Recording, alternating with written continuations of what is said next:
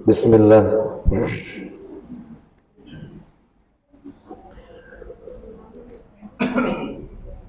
Assalamualaikum warahmatullahi wabarakatuh.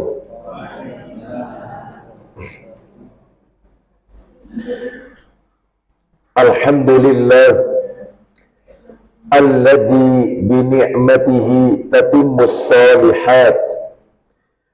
Wa ashhadu an la ilaha illallah wahdahu la syarika lah wa ashhadu anna Muhammadan abduhu wa rasuluh. Ya ayyuhalladzina amanu taqullaha haqqa tuqatih wa la tamutunna illa wa antum muslimun.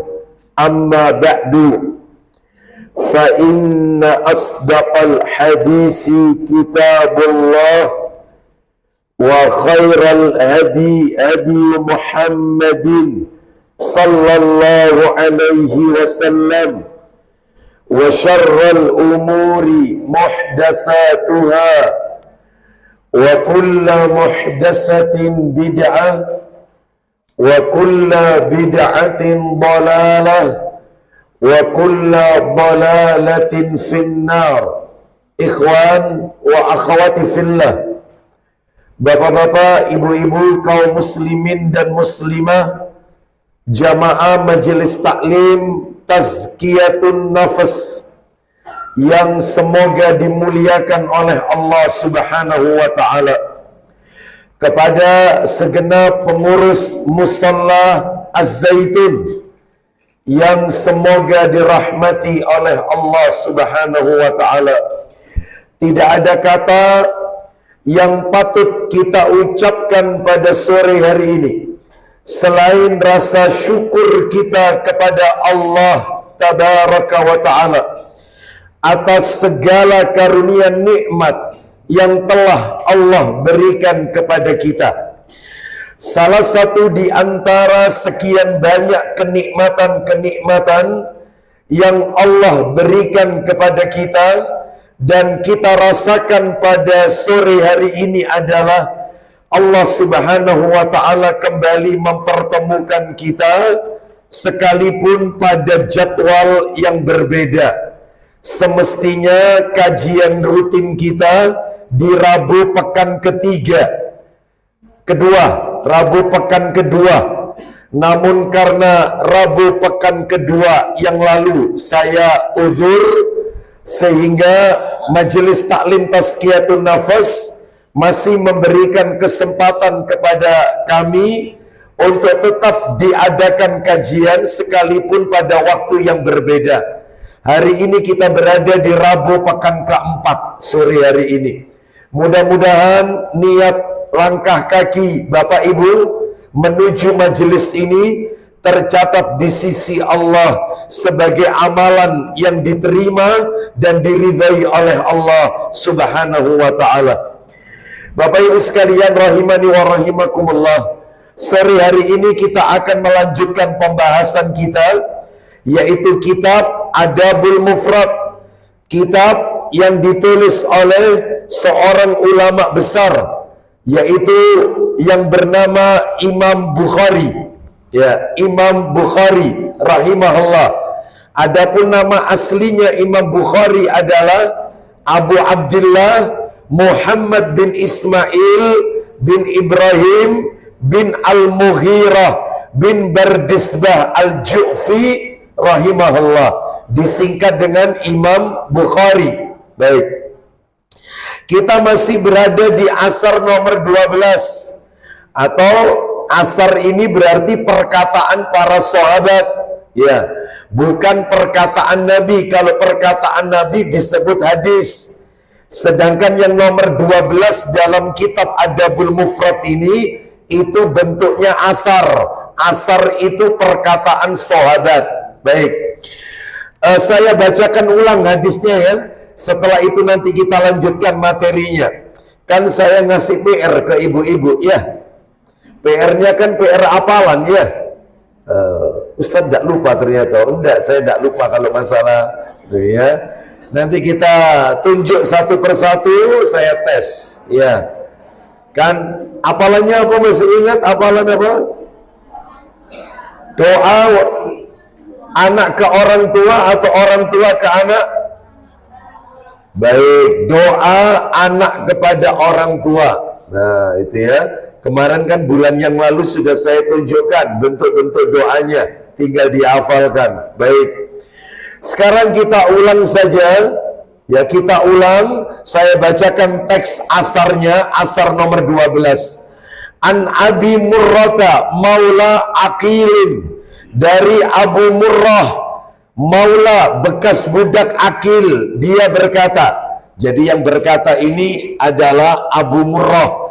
Abu Murrah ini mantan budaknya Aqil. Dia berkata, Anna Aba Hurairata ya, radhiyallahu an kana yastakhlifuhu Marwan wa kana yakunu bidzil Hulaifah. Jadi Abu Murrah bercerita bahwasannya Abu Hurairah radhiyallahu an itu pernah diangkat sebagai pejabat sementara. Kalau bahasa kita itu PJS, pejabat sementara, gubernur yang ada di kota Madinah yang bernama Marwan saat Marwan bepergian. Ketika itu dia tinggal di Zulhulaifah, ya kurang lebih 6 mil dari kota Madinah, 6 mil, ya kurang lebih sekitar 12 kilo mungkin ya, nggak sampai mungkin 10 kiloan dari Masjid Nabawi. Nah, ini Abu Hurairah tinggal di Zulhulaifah. Sekarang terkenal dengan nama Bir Ali. Bagi Bapak Ibu yang pernah umrah, di situ ada tempat mikot namanya Mikot Bir Ali. Itu nama aslinya Zulhulaifah. Lah Abu Hurairah dulu tinggal di situ. Nah, jadi Abu Hurairah ini rupanya sering dimintai tolong oleh gubernur Madinah namanya Marwan untuk menjadi pejabat sementara kalau ditinggal keluar kota supaya tidak kosong kepemimpinannya. Makanya ada PJS, pejabat sementara. Lanjut, jalan cerita berikutnya. Fakanat ummuhu fi baitin wa huwa fi akhar. Abu Hurairah radhiyallahu an bertempat tinggal di rumah yang berbeda dengan rumah ibunya. Jadi antara anak dengan ibu ini beda rumah. Abu Hurairah rumah sendiri, ibunya rumah sendiri. Ceritanya gitu. Sama-sama di Zulhulaifah, sama. Ya, cuman beda rumah. Kita lanjutkan. Qala fa idza arada ay yakhruja waqafa ala babiha faqala assalamu alayki ya ummatahu wa rahmatullahi wa barakatuh. Katanya Abu Murrah, si pembawa cerita ini, Abu Murrah berkata, Abu Hurairah itu kalau mau pergi bertugas menjadi pejabat, beliau mampir dulu ke rumah ibunya. Ya, itu tiap hari itu. Setiap mau pergi kerja, mampir ke rumah ibunya. Lalu berdiri di depan rumah ibunya. Lalu Abu Hurairah mengucapkan Assalamu alaiki. Loh kenapa kok ki? Karena perempuan. Kalau laki-laki Assalamu alaika. Lah kalau kita orangnya lebih dari satu ya Assalamu alaikum. Nah itu ya. Makanya kalau orangnya satu Assalamu alaika. Kalau yang diucapkan salam laki-laki. Saya ketemu istri saya sendirian, Assalamu alaiki, gitu ya. Kalau istri saya salam, saya sendirian di rumah, Assalamu alaika, karena laki-laki. Jadi kalau laki-laki dhamirnya pakai ka, kalau perempuan dhamirnya pakai ki. Ini kalau belajar bahasa Arab begitu. Baik, kita lanjutkan. Nah, Abu Hurairah tiap pagi kalau mau kerja itu mampir ke rumah ibunya, lalu di depan pintu Abu Hurairah mengucapkan Assalamu alaiki wahai ibuku wa rahmatullahi wa barakatuh. Artinya apa itu? Semoga Allah memberikan keselamatan kepada engkau wahai ibuku, rahmat dan barakah dari Allah. azza wa jalla. Ibunya didoakan. Terus fatakul, ibunya jawab. Ini tiap pagi loh ini. Ibunya jawab, wa alaikas salam. Loh, alaika bukan ki, karena Abu Hurairah laki-laki. Alaika wa alaikas salam ya bunayya wa rahmatullahi wa barakatuh. Artinya apa? Dan untukmu juga keselamatan dari Allah, wahai putraku. Rahmat dan barokah juga dari Allah. Masya Allah. Anak dengan ibu, ibu dengan anak saling mendoakan. Terus Abu Hurairah mengucapkan lagi, doa lagi begini. Fayaqul, Abu Hurairah berdoa, rahimakillahi kama rabbaitini saghiran. Semoga Allah merahmatimu, wahai ibuku, sebagaimana engkau telah mendidik aku di waktu kecil. Jadi namanya anak balas budi, didoakan sama anak. Ternyata ibunya juga doakan. Apa kata ibunya? Fatakul, ibunya jawab, rahimakallah kama barartani kabiran. Semoga Allah merahmatimu, wahai anakku, sebagaimana engkau berbakti kepadaku di masa tuaku. Meskipun aku sudah tua, kau masih berbakti. Mudah-mudahan Allah merahmatimu. Terus ditutup riwayat ini, summa idza arada an yadkhula sana'a mislahu. Dan apabila pulang dari kerja, mampir lagi ke rumah ibunya, mengucapkan yang sama. Assalamualaikum, dijawab wa alaikas salam, didoakan, saling mendoakan. Itu tiap hari seumur hidupnya Abu Hurairah. Jadi kalau mau kerja, pagi mampir ibunya, mengucapkan salam, doakan ibunya. Si anak dijawab oleh ibunya salamnya, didoakan sama si ibu. Pulang kantor, mau pulang ke rumahnya, mampir ke rumah ibunya, jawab, mengucapkan salam, ibunya jawab salam, anaknya doakan, ibunya doakan. Besok menik, sudah ini tiap hari sampai wafatnya. Ada kira-kira anak model kayak gini? Yang setiap hari pamitan sama ibunya? Ayo, ya, ini luar biasa ini. Anak yang berbakti kepada kedua orang tua, mendoakan orang tua juga mendoakan anaknya. Baik. Nah, berdasarkan riwayat ini, kemarin pelajarannya sampai nomor berapa? 4 ya?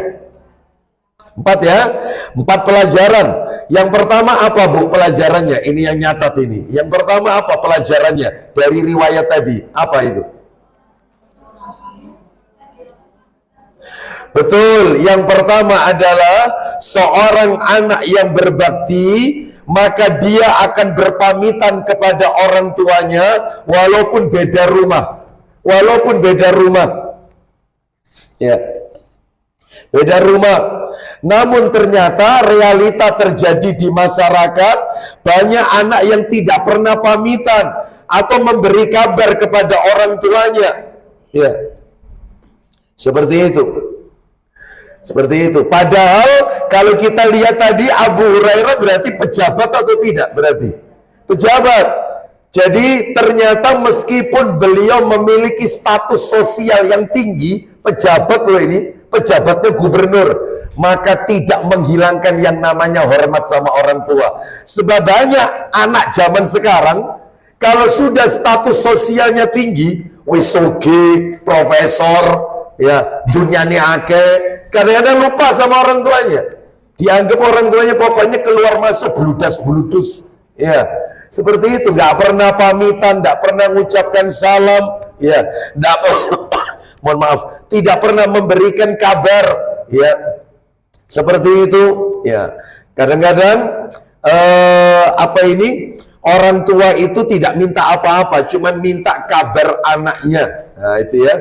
Ini yang pertama. Yang kedua apa? Yang kedua pelajarannya, pentingnya seorang anak mendoakan orang tuanya, baik orang tuanya masih hidup, apalagi sudah wafat. Nah, sekarang doanya anak kepada orang tua. Ayo, doa anak kepada orang tua.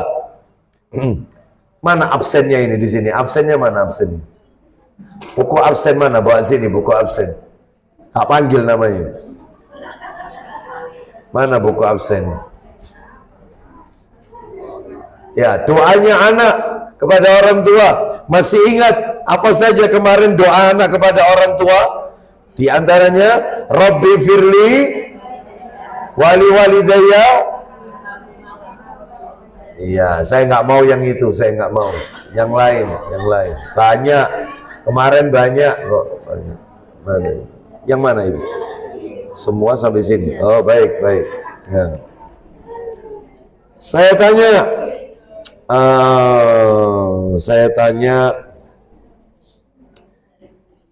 panggil tanggal kelahiran saya.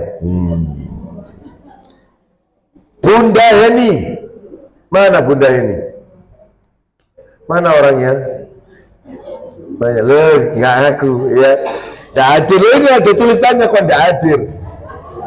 Ini ada tulisannya, daftar ini. Mana Bunda Heni? Ibu ya, baik. Silakan Ibu baca yang Ibu hafal, doa anak kepada orang tua. Terus yang lain saya nggak mau yang itu. Ya, gimana? Gak apa-apa ngerpek, boleh. Blank, oh blank, sudah, ya. Blank. Saya tanya sekarang, coba Bu Anis. Mana? Siapa Bu Anis? Angkat tangan. Mana? Angkat tangan. Bu Anis. PMI M16. Oh, enggak ada. Slidan. Ya. Hari ini yang paling banyak di dalam ruangan itu paling banyak. Ya. Bu Yuli Unesa. Mana Bu Yuli? Silakan. Ayo.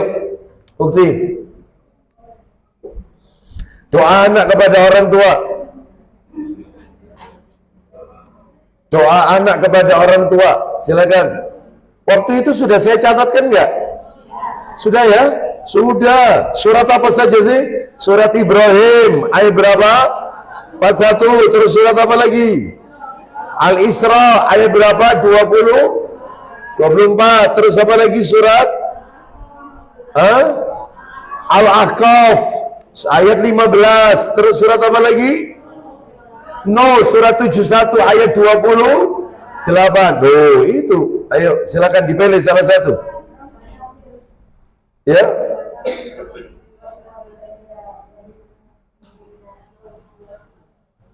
Yauma.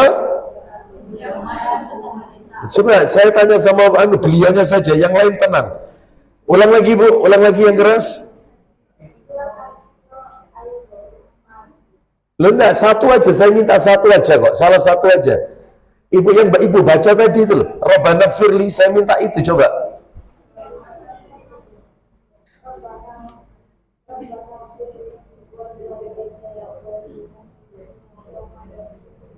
Baik, betul. Satu aja ya.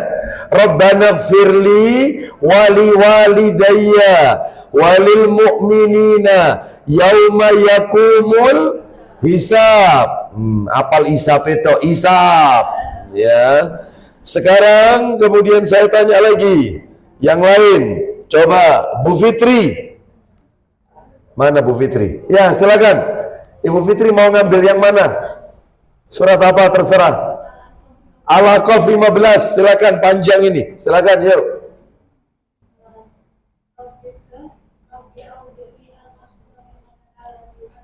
Alayya an a'mala shalihan tardahu aslih li dzurriyyati. Rabbana. Nah, dzurriyyati terus. Enggak apa-apa, sudah masuk itu. Sudah masuk, bagus. Ya, surat Mumtazah, surat Al-Ahqaf ayat 15. Terakhir, saya tanya. Ini dalam hatinya ibu-ibu, ojo aku. Iya, ya, ojo aku. Oh, gak senengnya Mbak Abu Aslam itu hati ditunjuk-tunjuk ini, ya. Ya, ada yang pipis di tempat itu ada. Ada. Ngapain gitu loh pakai ndredeg? Oh biasa aja ya. Saya tanya ini, Bu Armayati. Mana Bu Armayati? Kenapa? Kenapa Bu? Baik, baik kalau gitu. Ya, ya. Yang Ibu apal apa? Habis sholat itu, apa itu? Baik, boleh. Ya, boleh. Terakhir, Bu Eni mana Bu Eni? Oh lagi keluar. Oh ya sudah, berarti qadarullah, nasib. Selamat.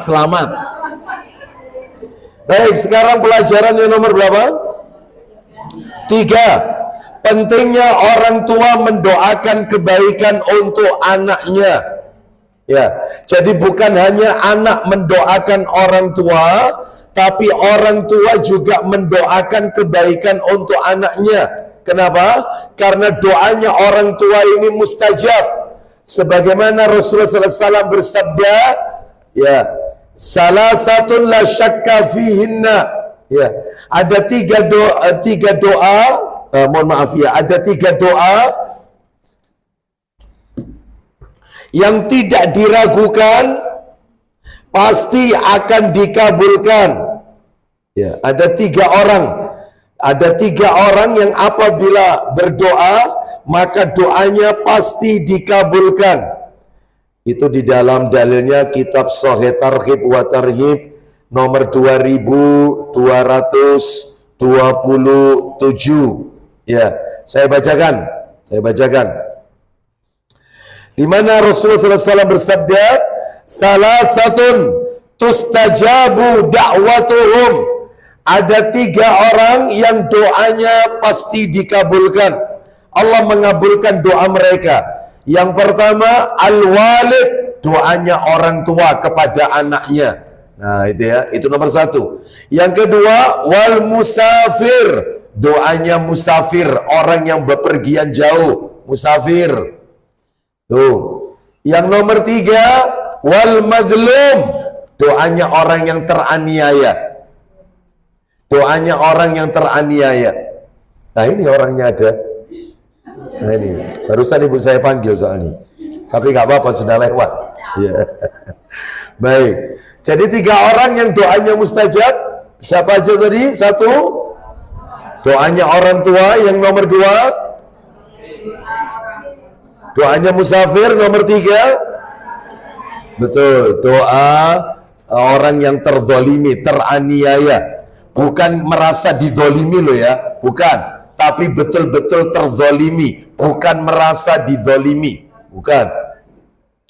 Terus sekarang pelajaran yang nomor 4 terakhir pada bulan yang lalu sampai di sini kalau nggak salah. Apa itu nomor 4?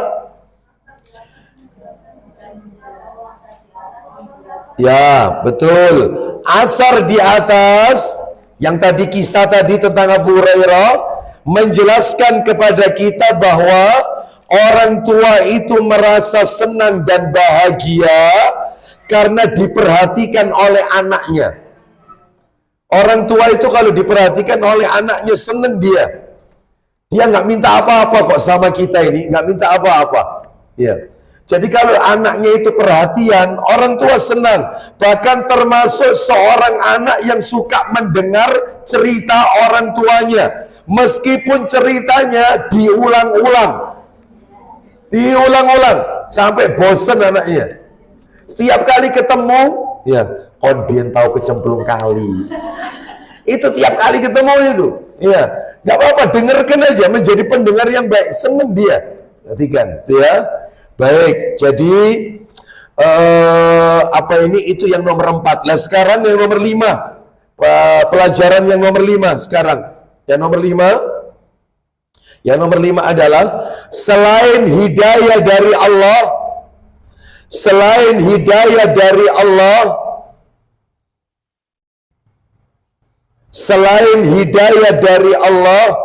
maka anak yang soleh selain hidayah dari Allah,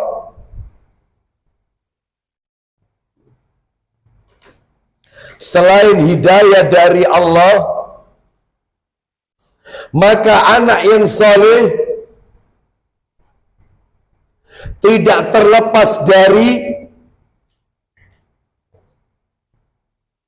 pendidikan yang ditanamkan oleh orang tuanya kepada anaknya. Selain hidayah dari Allah, ya semuanya dapat hidayah Bu ya dari Allah. Sebab ada orang tua itu ya sudah berusaha semaksimal mungkin mendidik anaknya, tapi kalau Allah tidak memberikan hidayah, ya tetap anaknya nakal, anaknya durhaka. Saya ulang, selain hidayah dari Allah, maka anak yang soleh tidak terlepas dari pendidikan yang ditanamkan oleh orang tua kepada anaknya. Tidak terlepas dari pendidikan yang ditanamkan oleh orang tua kepada anaknya.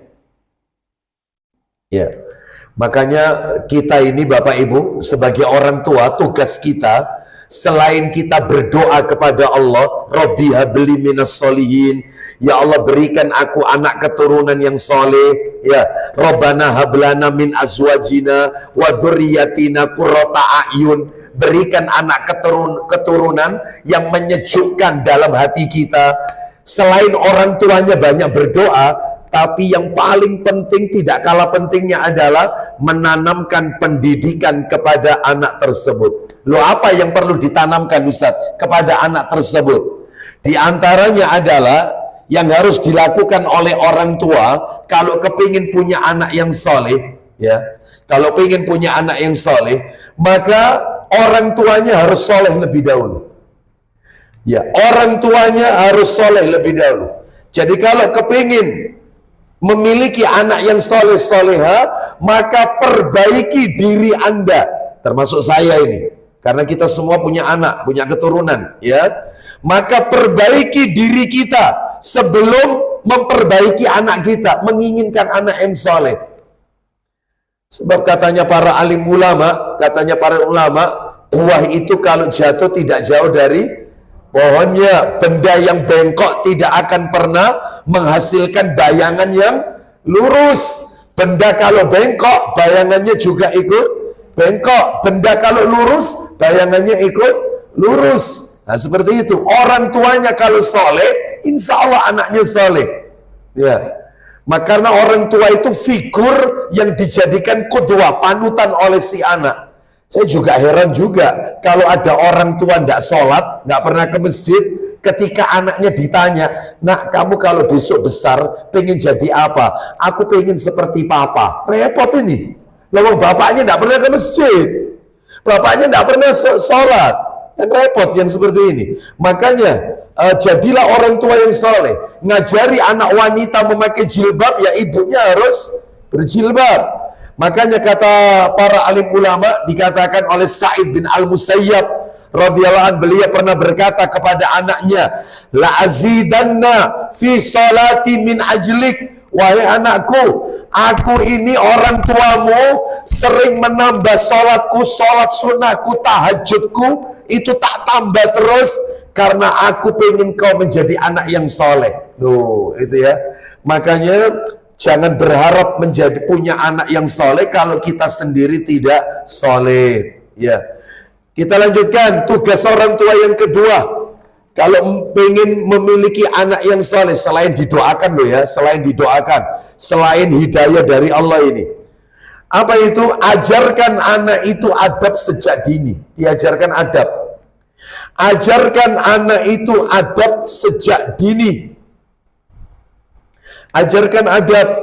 Apa itu adab? Etika. Ajarkan adab. Diajarkan anak itu adab.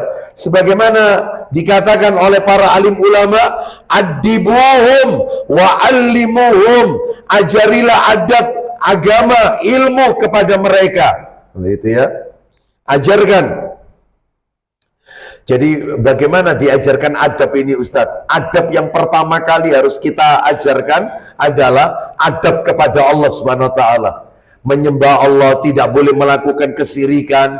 Sebagaimana Luqman menasihati anaknya, ya bunayya la tusyrik billah inna syirka la zulmun azim. Wahai anakku, janganlah engkau menyekutukan Allah, karena menyekutukan Allah itu kezaliman yang sangat besar. Jadi mulai kecil anaknya ditanamkan akidah, adab, akidah, etika, yaitu kepada Allah Subhanahu wa taala. Nah, itu ya. Terus kemudian diantaranya lagi adalah tugas orang tua yang nomor 3. Tugas orang tua yang nomor 3. Tugas orang tua yang nomor 3, kalau pengen punya anak yang soleh dan soleha adalah jauhkan anak kita dari sarana yang merusak. Jauhkan anak-anak kita dari sarana yang merusak. Contohnya apa, Bu? Pak? HP, ya. Boleh pegang HP, tapi mungkin bisa dibatasi ya. Dan saat mereka berusia berapa. Orang tua sekarang tidak. Kalau anaknya rewel malah dikasih HP. Betul atau tidak? Supaya diam. Karena dia kalau pegang HP diam, tidak rewel. Main game. Terus, ya. Daripada Ustadz nangis terus, Ustadz rewel, Ustadz kasih HP. Supaya diam. Salah. Ya. Jadi jauhkan anak dari sarana yang merusak. Ya. Tayangan-tayangan yang merusak. Ya. Atau media-media yang merusak. Maka jauhkan. Banyak orang tua yang memasukkan anaknya ke pondok itu pada mengeluh. Keluhannya mereka itu, anak saya kok tidak kerasan Pak Ustadz, ya tak pondokkan. Padahal dulu dia sendiri yang minta. Ya, kamu nanti lulus SD pengen sekolah apa mondok? Mondok, ya. Karena teman-temannya juga masuk pondok, makanya dia pengen mondok. Lalu dia sendiri, saya tidak pernah maksa Ustadz. Saya tidak pernah maksa anak saya untuk mondok, tidak pernah. Terus biar keinginannya dia. Lah kok ternyata malah tidak kerasan. Ya apa caranya Ustadz ya supaya anak itu kerasan? Maka jawabannya adalah dari awal sudah salah. Semestinya anak itu ketika sejak SD itu dididik seperti di pondok pesantren. Sehingga ketika anak itu masuk pondok nggak kaget dia. Tapi kalau mulai kecil sudah dimanjakan, kasih HP, sering jalan-jalan ke mall, ikannya dibuat yang enak-enak dan seterusnya. Terus kemudian masuk pondok, kaget. Jam 2 malam suruh bangun tahajud, habis tahajud suruh murojaah Al-Quran, langsung ngebleng sampai zuhur. Itu pun makan siangnya tahu, tempe, iwak seadanya. Ya stres. Stres. Tapi kalau mulai SD, jam 2, bangun, sholat, ya, lanjut. Setelah itu, apalanmu kemarin apa? Sehingga ketika dia masuk pondok, sama seperti di rumahnya Abi sama Umi, sama. Aku di pondok di rumah juga kayak gini. Nggak akan, dia pengen kabur dari pondok, kerasan. Seperti itu. Sesekali dikasih yang enak makanan, sesekali dikasih yang kesukaannya dia. Tetapi untuk sehari-harinya jangan dimanjakan, ya. Nanti yang repot itu kita, ya. Baik, biarkan dia mandiri, ya. Mulai SD, suri, ayo cuci sendiri. Gini caranya, ini dimasukkan mesin cuci. Ini kan di pondok mesti ada, gitu ya. Mencuci dan seterusnya. Ini caranya begini, ini bajumu, ini celanamu. Ya, dididik sehingga masuk pondok nggak akan kaget dia, ya. Makanya ini pendidikan dari awalnya sudah salah. Baik, kita lanjutkan yang nomor berikutnya, cara agar mendapatkan anak yang soleh. Nomor 4 yang harus dilakukan oleh orang tua adalah pilihkan anak-anak kita teman-teman yang baik. Karena teman itu bawa pengaruh. Teman itu bawa pengaruh.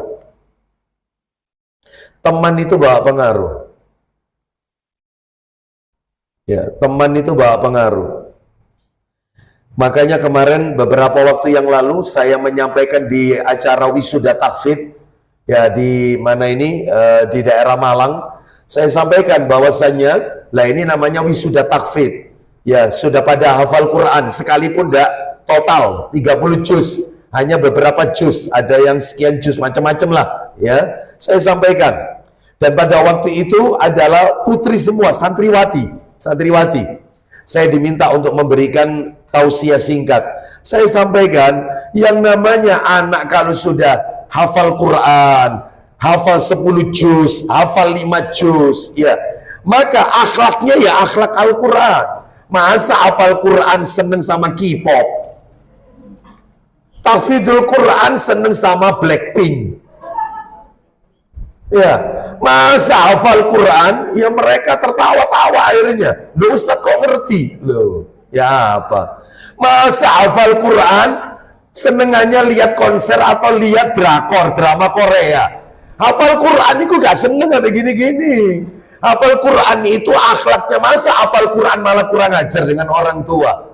Itu mestinya orang yang hafal Quran itu akhlaknya yang paling tinggi, yang paling baik sama orang tua. Mestinya begitu jadi contoh. Nah, jadi bukan hafal Quran pacaran. Gak ada. Cari ayat yang kau hafal, ayat pacaran. Gak ada. Jadi kamu melakukan menyelisih yang kamu baca. Ya, yang kamu lakukan bertabrakan sama yang kamu baca. Nah, itu. Sehingga mereka baru sadar. Iya benar juga. Iya. Sekarang banyak dididik hafal Quran, banyak para penghafal Quran. Lihat akhlaknya. Bagaimana akhlaknya? Iya, ternyata akhlaknya nggak baik lah. Yang seperti ini tidak diperbolehkan. Ya, saya sering menasihati teman-teman di pengajian atau apa. Sering ngaji akidah, ngaji tauhid. Tiap ustadz siapa ustadznya dia datang. Ya, tapi hablum minanasnya bermasalah. Utang nggak pernah bayar. Iya, nanti kalau ditagih pakai manajemen Afwan. Afwan qadarullah lah, konwis. Ate manajemen Afwan ini yang repot. Iya. Oke, tunggalin hati Afwan. Ya, tunjukkan kalau kau ini orang yang sudah taklim, sudah berjenggot, celana cingkrang, sudah ngaji akidah, ngaji salaf. Tunjukkan yang paling berakhlak supaya mereka tertarik dengan dakwah sunnah. Nah, itu jangan mencederai. Mestinya begitu. Termasuk orang yang hafal Quran. Makanya dalam hal ini pilihkan teman-teman yang baik, lingkungan yang baik. Sebab lingkungan itu bawa pengaruh bagi anak-anak kita. Sebab Nabi pernah bersabda, ar-rajulu ala dini khalilih falyanzur ahadukum man yukhalil. Agama seseorang itu mengikuti agama temannya. Maka lihatlah dengan siapa dia berteman. Baik, terakhir tips supaya punya anak yang soleh dan soleha. Ya, tips. Ya, maka yang terakhir adalah yaitu jadilah orang tua yang antara perkataan dan perbuatan selaras, antara perbuatan dan perkataannya selaras, sama, jadilah orang tua yang seperti itu, antara perkataan dan perbuatannya sama, selaras. Contohnya, banyak anak sekarang itu stres. Kenapa? Karena di sekolah anak itu diajari sama gurunya, tidak boleh bohong ya. Orang bohong itu dosa. Bohong itu diancam neraka. Nyampe di rumah orang tuanya juga bilang, mama paling tidak seneng dibohongi. Nggak seneng. Mama tidak pengen punya anak suka bujuk. Jadi anak yang jujur. Telepon mamanya berdering, kering. Waronek delik mama waro kaono. Betul atau tidak? Siapa yang ngajari anak jadi pembohong? Siapa? Orang tua atau gurunya di sekolah? Nah, telepon rumah, mohon maaf, bel rumah berdering atau apa ini? Bel rumah berbunyi. Maka dilihat ya, bilang cari mama, kalau cari papa, cari mama, bilang tidak ada. Loh, dibilang kemana? Terus bilang ke Jakarta atau keluar kota, pokoknya bilang tidak ada. Anaknya keluar, assalamualaikum, waalaikumsalam. Mamanya ada dek, mama tadi pesen, disuruh bilang ke Jakarta. Loh, berarti mamanya ada, tapi disuruh bilang ke Jakarta. Anak jujur, siapa yang ngajari bohong? Orang tua. Makanya kalau jadi orang tua, antara lisan sama perbuatan yang selaras. Ya, nak yang masjid, ayo yang masjid. Ya kamu juga harus ke masjid. Jangan anaknya tok yang ke masjid, kamu juga ke masjid. Tunjukkan qudwah, keteladanan. Nah, seperti itu. Ya, ayo ngaji, ojo gim-giman. Lah bapak itu terus tiktokan terus. Nah ini nggak sama, nggak sinkron, ya, nggak sinkron antara lisan sama perbuatan. Jadi jangan pernah menyalahkan anak sebelum kita introspeksi diri kita masing-masing sebagai orang tua. Ya, wallahu a'lam wa bissawab. Ya, termasuk dalam hal pendidikan tadi yang sudah ibu-ibu, bapak-bapak catat tadi, jangan pernah menanamkan kepada anak itu ketakutan yang tidak beralasan, ketakutan yang tidak ada alasan. Rata-rata, maaf ini ya, maaf ini, orang tua itu seringkali menakut-nakuti anak itu 3 makhluk ini, sering ditakut-takuti 3 makhluk. Yang pertama, hati-hati loh, ada setan. Oh, dicopot setan, hati-hati, setan. Yang kedua, ojo nakal, ditembak Pak Polisi. Tembak Pak Polisi, 2. Yang ketiga, ojo nakal, tak bilang no Pak Ustadz loh. Jadi setan, polisi, ustadz. Ini sering kali, betul atau tidak? Makanya enggak mau taklim, enggak mau ngaji, takut. Karena mulai kecil ditakut-takuti. Enggak mau takut sama Pak Ustadz, nanti Pak Ustadznya anu. Nah, hati-hati nanti kamu ditembak Pak Polisi, hati-hati nanti ada Pak Ustadz, nanti kamu anu loh, tak bilang no Pak Ustadz, hati-hati ada setan. Salah ini, salah. Mulai kecil dididik tidak pernah introspeksi. Contoh, anak jatuh nangis, selalu yang disalahkan itu tembok sama kodok. Oh ini temboknya nakal ya, lantainya mama pukul ya, biar diem kan maksudnya. Salah ini pendidikan yang salah. Begitu jatuh nangis, oh yang nakal yang nakal cicaknya ya, oh cicaknya mama pukul ya ceceknya. Salah. Yang benar adalah begitu jatuh nangis, makanya mama bilang apa? Ini licin. Tunjukkan kalau dia salah. Ini licin, jangan lari-lari, nanti jatuh. Ya, maka sekarang jatuh kan, yang sabar. Itu tunjukkan. Sehingga kalau dia besar, ketika dia salah, ya saya yang salah. Begitu yang disalahkan cicaknya, temboknya, lantainya, ketika dia besar, bukan saya yang salah, itu Pak yang salah, itu Pak. Suka nuding orang lain. Karena dia tidak pernah diajari introspeksi. Yang menyalahkan dirinya sendiri ketika dia berbuat salah, mengakui. Ya. Orang tua juga gitu, kalau salah, mama minta maaf, papa minta maaf ya. Mungkin dan seterusnya. Gak apa-apa, sebab ada orang tua itu egois. Yang gak mau dia itu menurunkan egonya untuk minta maaf kepada anaknya. Nah, jangan ya. Baik, jadi kembali ke materi kita. Pentingnya mendidik anak kita menjadi anak yang soleh dan soleha. Baik, mudah-mudahan Allah berikan kita keturunan yang soleh dan soleha. Sekarang pelajaran nomor berapa? 5, terakhir. Oh 6, terakhir. Yang terakhir, pelajaran yang terakhir adalah asar di atas. Asar di atas.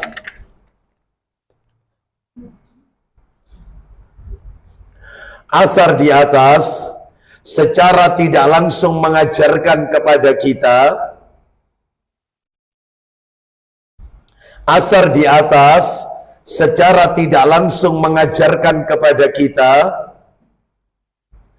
tentang pentingnya menyebarluaskan salam, tentang pentingnya menyebarluaskan salam, pentingnya menyebarluaskan salam. Iya. Jadi, lu Ustadz kok tiba-tiba pelajarannya kok mengajarkan pentingnya menyebarluaskan salam? Masih ingat cerita tadi? Abu Hurairah kalau masuk ke rumah ibunya mengucapkan apa tadi? Salam. Ibunya jawab salam. Pulang dari kantor, pulang dari bekerja, mampir ke rumah ibunya lagi kan? Mengucapkan salam lagi. Ini menunjukkan pentingnya kita menyebarluaskan salam. Mana dalil yang lain tambahan, dalil tambahan tentang pentingnya atau keutamaan menyebarluaskan salam? Ya, saya berikan 6 dalil, 6 dalil. Dalil yang pertama atau 5 saja ya, 5 dalil aja. Dalil yang pertama adalah disunahkan ketika memasuki rumah mengucapkan salam. Disunahkan ketika memasuki rumah mengucapkan salam. Mas Khairul bisa bantu saya? membacakan hadisnya karena Pak Joko tidak kelihatan ini. Iya. Monggo dicari. Dalilnya adalah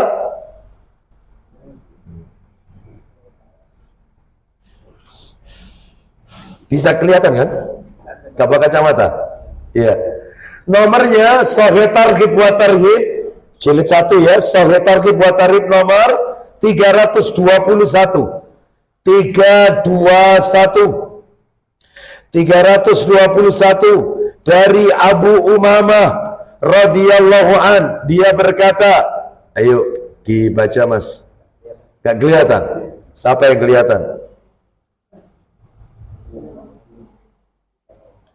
321. Ada. Dibantu nyarikan aja.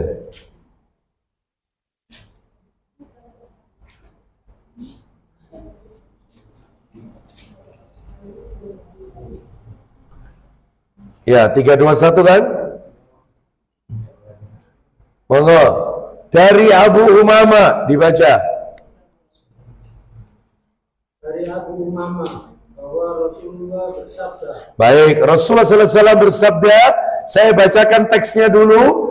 Salah satun kulluhum dhaminun 'ala Allah in asya kufiya wa in mata dakhalal wa in asya ruziqa wa kufiya wa in mata adkhalahu Allahul jannah. Silakan dibaca Bapak. Ada 3 orang yang semuanya dijamin oleh Allah. 3 orang dijamin oleh Allah. Apa itu Pak jaminannya? Jika hidup maka dia diberi rizki dan diberi kecukupan. Orangnya kalau hidup rizkinya dicukupi. Kalau orangnya hidup. Lah kalau orangnya meninggal Pak, lanjut. Jika mati maka Allah memasukkannya ke dalam surga. Loh jelas sekali, enak ini. Tapi jumlahnya cuma 3 orang. 3 orang dijamin. Kalau orangnya hidup rizkinya dicukupi. Kalau orangnya wafat masuk surga. Siapa saja Pak orang itu? 1. Orang yang masuk rumahnya lalu dia mengucapkan salam. Nah itu. Maka dia dijamin oleh Allah. stop. Nah, jadi orang yang pertama yang dijamin oleh Allah rizkinya dicukupi, kalau mati masuk surga. Orang yang kalau masuk rumah mengucapkan salam. Ucapkan salam. Orang yang nomor 2 Pak, lanjut. Maka dia dijamin oleh Allah dan orang keluar ke masjid. Nah itu tadi titik Pak, jangan diulang lagi. Ya dijamin oleh Allah titik. Terus nomor 2 orang Yang keluar ke masjid maka dia dijamin oleh Allah. stop, berhenti, titik soalnya. Orang yang keluar masuk, orang yang keluar rumah menuju masjid untuk sholat berjamaah, untuk nuntut ilmu, itu dijamin rezekinya. Yang ketiga, lanjut. Dan orang yang berangkat ke jalan Allah maka dia dijamin oleh Allah. Baik, maksudnya orang yang berjihad fisabilillah itu dijamin oleh Allah. Berarti kalau gitu kesimpulannya 3 orang tadi yang dijamin siapa saja? 1, orang yang masuk rumah baca salam. Yang nomor 2, orang yang keluar pergi kemana? Masjid. Yang nomor 3, orang yang kemana? Jihad fisabilillah. Jadi masuk rumah membaca apa tadi? Salam. Bagaimana salamnya kalau masuk rumah? Assalamualaikum. Gitu ya. Kalau rumahnya kosong, nggak ada penghuni, gimana bacanya? Assalamu alaina wa ala ibadillahis salihin. Nah itu ya. Assalamu alaina wa ala ibadillahis salihin. Nah itu. Jadi apa ini? Itu kalau masuk rumah tidak ada penghuninya, rumah kosong, atau rumah itu tidak kosong tapi penghuninya tidak ada, memang istri keluar atau suami lagi ke kantor, pembantu belum datang misalnya, rumah itu nggak ada penghuninya, maka assalamualaikum. Termasuk ibu-ibu masuk kamar, karena kamar itu kan kosong, Anda kan mau rebahan, begitu buka pintu kamar ucapkan assalamualaikum wa ala ibadillah salihin, karena di situ banyak makhluk-makhluknya Allah seperti malaikat dan seterusnya, gitu ya. Baik. Lah kalau ibu-ibu lagi sholat, Bapak-bapak, ibu-ibu lagi sholat, Anda dapat salam, gimana cara jawabnya? Apakah dijawab waalaikumsalam? Ya batal sholatnya kalau jawab waalaikumsalam. Contoh, Mas Khairul, saya lagi sholat, panjenengan salam, Allahu Akbar. Nah, beliau akan mengucapkan assalamualaikum, maka saya nggak boleh jawab waalaikumsalam. Caranya adalah dengan memberikan isyarat tangan, yaitu dengan telapak tangannya dihadapkan ke bawah, punggung tangannya dihadapkan ke atas. Ulang lagi Mas Khairul, ayo. Nah, aja ya. Ternyata salam lagi, namanya tetangga. Assalamualaikum, assalamualaikum. Anda tidak perlu gini-gini terus. Tidak perlu. Iya, sekali saja. Ya, itu sudah mewakili. Nanti setelah salam panjenengan tidak perlu mengucapkan waalaikumsalam warahmatullahi, nggak perlu, karena isyarat tangan itu sudah jawaban waalaikumsalam. Ya, saya mau tanya, nulis WA, nulis di WA itu bismillah dulu atau assalamualaikum? Hah? Bismillah atau assalamualaikum? Bismillah dulu baru assalamualaikum, atau bismillah tok atau assalamualaikum aja, gimana ayo? Nah, gini, tak kasih rumusnya. Gini, tolong dibedakan antara WA dengan email. Beda. Kalau WA itu identik dialog, percakapan. Ya apa kabari? Jawab ting, alhamdulillah. Awakmu ya apa? Kling, alhamdulillah. Besok acara gimana? Dialog. WA itu ngobrol, dialog. Paham sampai di sini? Email surat. Paham? Kalau dialog itu diawali salam, bukan bismillah. Assalamualaikum. Ustadz, assalamualaikumnya pakai stiker. Iya, nggak apa-apa. Nggak apa-apa. Terus jawabannya boleh kita mengucapkan, boleh, nggak harus dibalas stiker. Waalaikumsalam warahmatullahi wabarakatuh. Kalau kita jawab pakai stiker, nggak apa-apa, boleh. Sama, innamal a'malu binniyat. Setiap amal bergantung pada niatnya. Seperti itu. Yang nggak ada itu askum rebab, nggak usah dijawab. Tahu askum rebab, WRWB, rebab. Askum WRTTWB, askum rebab. Ada nggak? Ya singkat, nggak usah dijawab. Gak usah dijawab. Karena apa? Karena nggak lengkap, ngawur ini. Ya. Kalau Anda nggak bisa nulis panjang-panjang assalamualaikum warahmatullahi wabarakatuh, stiker aja, sering langsung. Bisa nggak? Ada ya? Jadi saya ulang, kalau WA itu tadi bismillah atau salam? Tenang ya, yang lain tenang, perhatikan baik-baik. Kalau WA bismillah atau salam? Salam. Sedangkan kalau email itu identik surat, diawali dengan bismillah. Surat itu bismillah. Nah itu ya, baik. Kita lanjutkan. Undangan itu bismillah. Itu diawalinya begitu. Baik, kita lanjutkan. Apa ini? Mengucapkan salam. Saya tanya sama ibu-ibu. Ini masih nomor 1 loh dalilnya ini, masih nomor 1. Anda masuk rumahnya orang, rumahnya itu ada belnya. Belnya kalau kita pencet, assalamualaikum. Saya tanya, yang dalam rumah, yang punya rumah, jawab salam bel itu ataukah tidak?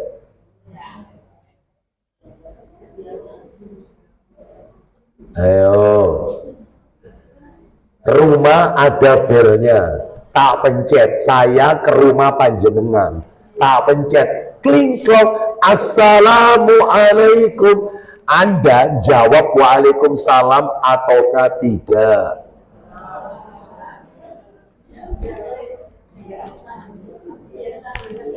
Ayo. Yang salam alat atau manusia? Alat. Maka tidak perlu dijawab waalaikumsalam. Makanya yang mertamu tetap pakai lisan. Orangnya muncul, assalamualaikum jeng, baru jawab waalaikumsalam. Paham? Tanya lagi, tes terakhir. Anda punya burung beo. Burung beo Anda, assalamualaikum, assalamualaikum, assalamualaikum, assalamualaikum. Anda jawab atau tidak? Tidak, karena burung beo tidak terkena beban syariat. Jadi Anda tidak perlu waalaikumsalam, waalaikumsalam, waalaikumsalam. Paham ya? Nah, itu harus diketahui, itu ya. Baik, ketemu anak kecil, mengucapkan salam atau tidak? Salam. Ya, tapi tidak usah ikut cadel kayak mereka, nggak usah. Assalamualaikum, etum talam, nggak usah. Yang fasih, assalamualaikum, jawabnya dia tum talam, gak apa-apa. Tapi perdengarkan di telinganya bahasa Arab yang fasih. Jangan ikut-ikutan cadel lata, jangan. Paham sampai di sini? Jadi sampaikan assalamualaikum. Nah, itu ya. Ya apa nak salaminnya? Tum talam. Ya gak apa-apa, memang dia bisanya itu, ya. Baik, kita lanjutkan. Boleh enggak kirim salam? Boleh enggak kirim salam? Boleh, dianjurkan sering-sering kirim salam. Ibu-ibu kirim salam ya.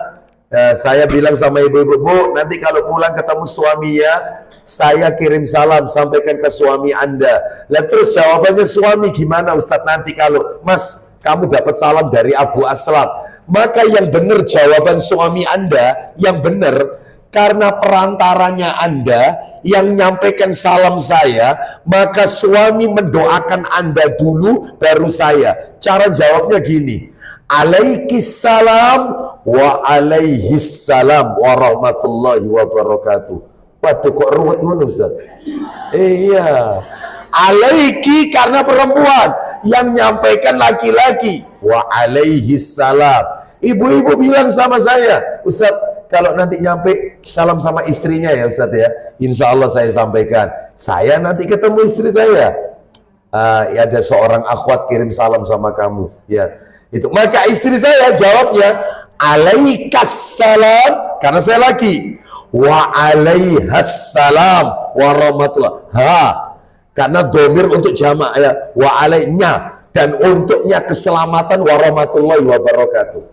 Ustadz tega apal hahi kaki itu gimana Ustadz? Terus cukup dijawab waalaikumsalam warahmatullahi wabarakatuh. Terus iku ae Ustadz yang paling enak Ustadz. Saya tahu pasti Anda milih yang itu, saya tahu. Anda kan tidak mau ruwet-ruwet, ya. Nah, sebenarnya itu yang benar itu dirinci. Kasihan orang yang dititipi salam, dia juga butuh didoakan. Itu didoakan orang yang dititipi, perantaranya, itu ya. Baik, kita lanjutkan dalil kedua. Ya. Yang nomor 2 adalah orang yang suka menyampaikan salam, orang yang menyampaikan salam masuk surga dengan selamat. Masya Allah ini. Orang yang menyampaikan salam masuk surga dengan selamat. Dalilnya, nih tak carikan di sini. Nomornya 2697.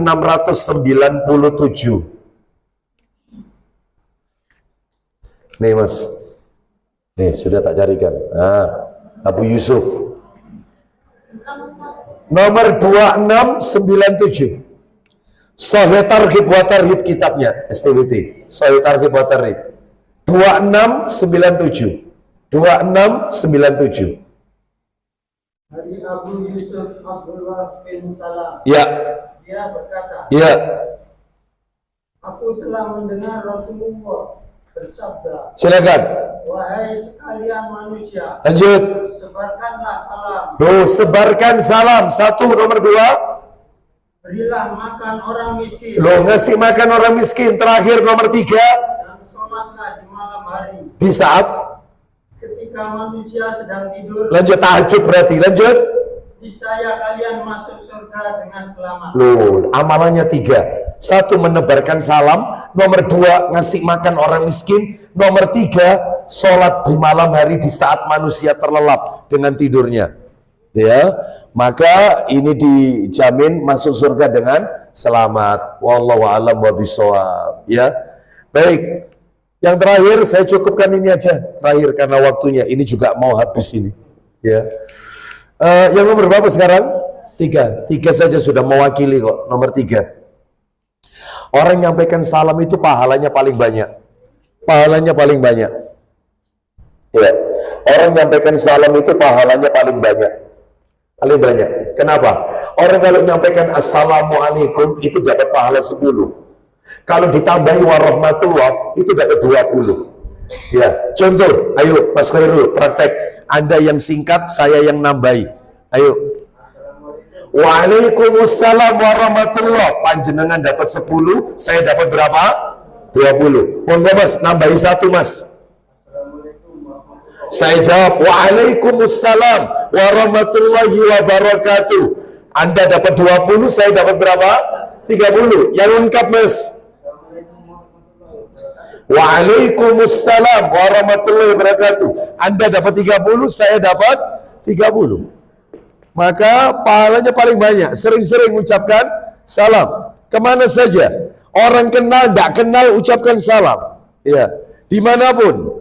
Naik mikrolet, begitu masuk, assalamualaikum. Meskipun dia mungkin nganggap kita mau ngamen, apa urusannya dia sama Allah. Tapi yang betul itu mengucapkan salam. Itu. Ya, jadi dalam hal ini bahkan kata Nabi, sekalipun kita berpisah, hanya apa itu terhalang sama tembok atau batu, ketemu lagi orangnya. Sekarang saya nyampaikan salam ke Mas Khairul. Keluar musola Az-Zaitun kan terhalang tembok, ketemu Mas Khairul lagi, assalamualaikum lagi. Saya masuk mobil, ketemu lagi sama beliau, assalamualaikum. Terus gitu. Meskipun kita dirasani orang balak-balik assalamualaikum. Wis mari pancet balan-balan. Gak apa-apa. Loh itu ada ajarannya itu. Terus itu. Salam itu beda dengan good morning, beda dengan good afternoon, beda dengan good night. Itu tidak ada doa. Tapi kalau salam ada doanya. Namanya Allah loh, assalam. Assalam warahmatullahi rahmatnya Allah.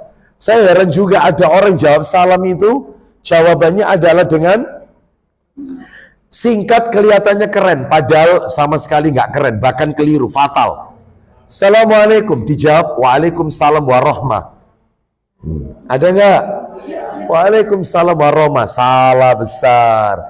Yang Anda inginkan rahmatnya siapa? Ya rahmatnya Allah. Kenapa Anda susah menyebut nama Allah? Bu ya ditambahi warahmatullah, tullah, Allah. Lah ini enggak. Waalaikumsalam warahmah. Ada enggak yang kayak gini? Nggak boleh itu, nggak boleh. Ya, nggak boleh. Ya, maka yang jelas. Dan jawabnya juga nggak boleh mimnya dimatikan. Karena itu dhamma itu nyambung, ada alif lam sin nyambung. Jadi nggak boleh dijawab waalaikumsalam. Salah. Yang betul waalaikumsalam. Waalaikumsalam. Mussalam. Jangan disokun. Waalaikumsalam warahmatullah. Nggak boleh. Itu dhamma itu. Mimnya di dhamma, alif, lam, sin, lam lagi. Waalaikumsalam. Nah, jadi banyak kesalahan dalam salam aja, banyak yang salah. Ya, baik, demikian yang bisa kami sampaikan. Tuntas materi kita. Satu aja terakhir. Saya masih ada aja.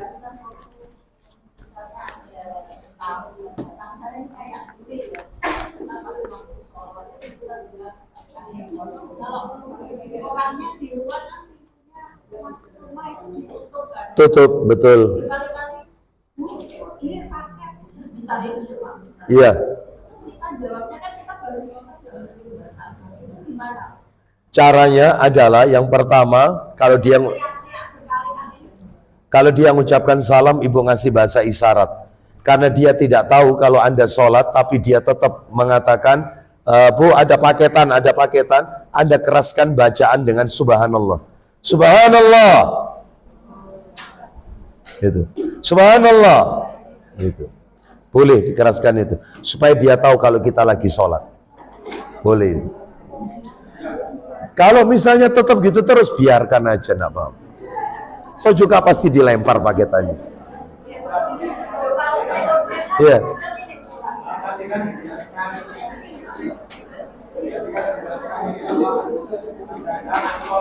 Iya. Betul.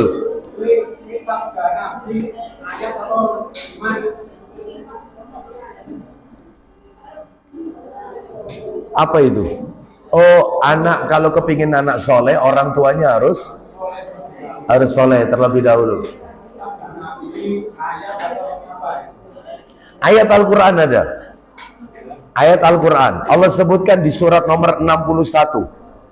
Surat nomor 61 ayatnya ayat 2 dan ayat 3. Surat 61 ayat 2 dan ayat 3. Ayo kita dengarkan ya. Coba yang lain tenang dulu ibu-ibu. Kajiannya belum kelar ini, belum ditutup kafaratul majelis.